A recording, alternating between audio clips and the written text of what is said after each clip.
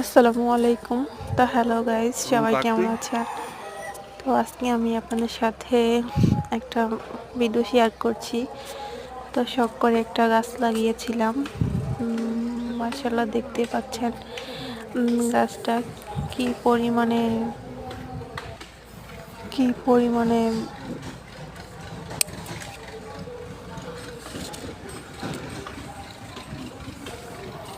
কি পরিমাণে বেগুন ধরেছে। তো আজকে কয়েকটা বেগুন উঠিয়ে রান্না করার জন্য উঠিয়েছিলাম, রান্নাও করেছি।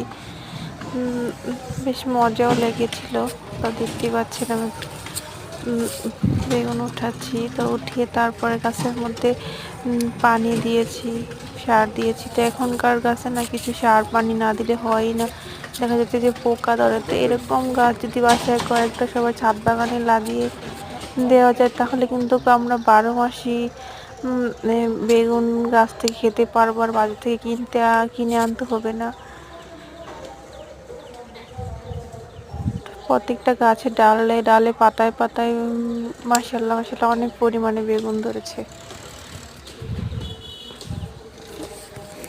বেগুন উঠিয়ে তারপর আমি পানি দিব গাছে।